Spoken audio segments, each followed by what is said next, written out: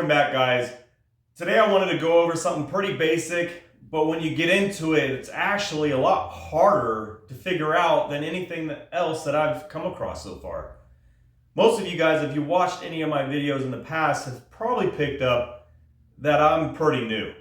It's probably been about a year since I got into this hobby, and it's something I really enjoy, but I'm trying to get better, and every time I do a build, I try to add a different element to it to expand my knowledge and to really just get better with the hobby. I thought designing and planning and executing that plan was going to be the hardest thing for me to do, and it's not. You're going to be surprised what I actually think is the hardest part of woodworking. A lot of times, whatever you're trying to build, and especially if you're new with it, you're going to build something basic. And I put it in quotations because what's basic to me and you is two different things, but odds are it's going to be in the beginning level stages of woodworking. If you are trying to design something or come up with a plan that you could follow or that you think you would enjoy, odds are there's someone already out there that has done it. So you can watch it on YouTube. You can find plans on Etsy. You can join Facebook groups, and sometimes they offer free plans. So sometimes it's a good idea to be part of all that community, because if you get stuck or you get lost on your build, you could probably download the plans and it will kind of show you what you could have done, what you can delete and do your own way. Another thing that I really thought was going to be a big one was saw blades. A 40 tooth or a 60 tooth, a cross cut or a ripping blade. I just didn't know. Did it matter if it was a Diablo or the Irwin? Is the Irwin crappy? Is the Diablo better? Those types of things I was concerned about because these are the only two blades I have.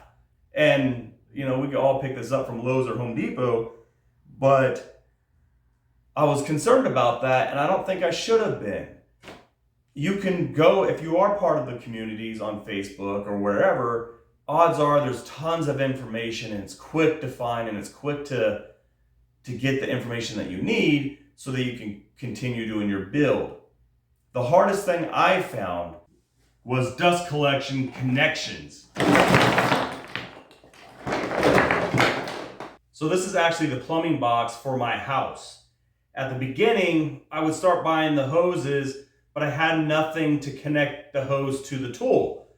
So I went to the box and I found PVC connections and I Mickey Mouse some things together, and it worked, kind of, but I just didn't like it. There was a better option out there, and we'll go over that in a minute. But I think it's best to kind of show you what my dust collection is so we could dive deeper into the connections that I have. So this is where my dust collection lives in my garage. On this side, it's just the 1 horsepower Shop Fox dust collection. It's a 4-inch hose. I had to mount it high because I didn't really have any other place to put it. And on the left side is a typical rigid shop vac, dry, wet shop vac. So I'm using both of those for two different applications, but they're really working out well for me. There's obviously going to be some improvement, and I do need to add a couple different things to make it better. Not so much with the two systems themselves, but how I have them connected. They work right now, but I know it could get better.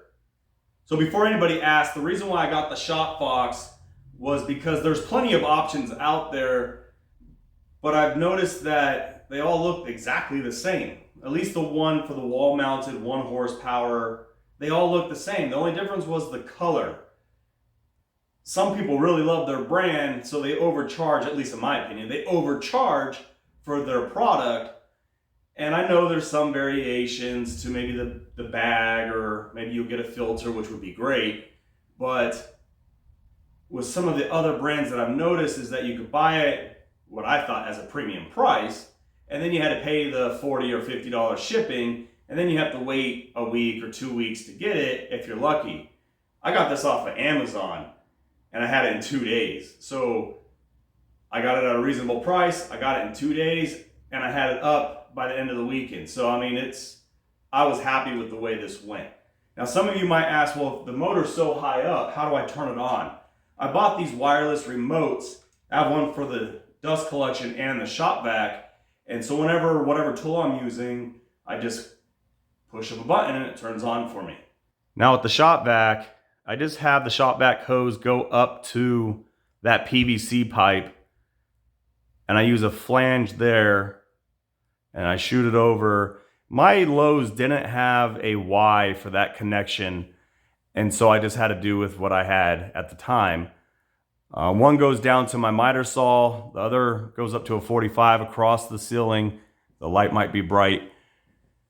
And then they just have the hose wrapped around right there.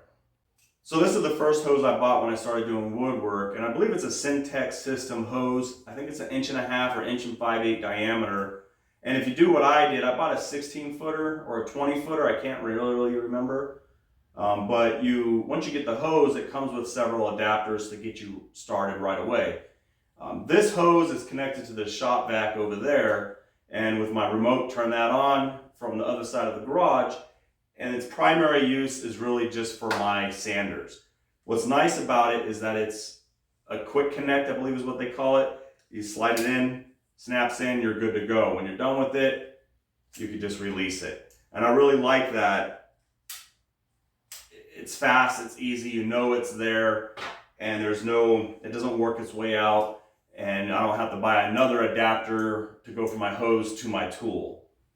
Another thing that you could do with the hose is if you buy a longer hose, but you need part of that section to go to the other tool, like my miter saw, is just unscrew the connector right here, get the length that you need, cut it off, and then screw this back on, and you're still good to go. You're not going to permanently damage the hose. So the other hose I have in the garage is an actual 4-inch dust collection hose, which is connected to the shop vac.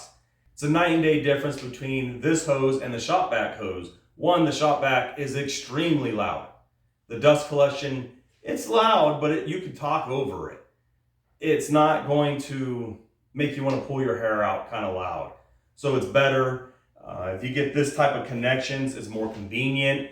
They're magnetic, so whenever you bring it to a tool, it's easy to snap on and off. And that was my concern when I got this.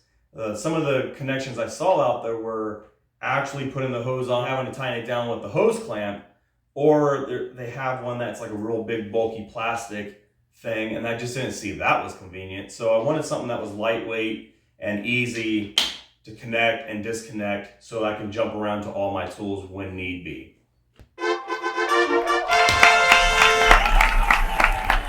So just to give you some examples on the variations of all my tools and how vastly different they can be.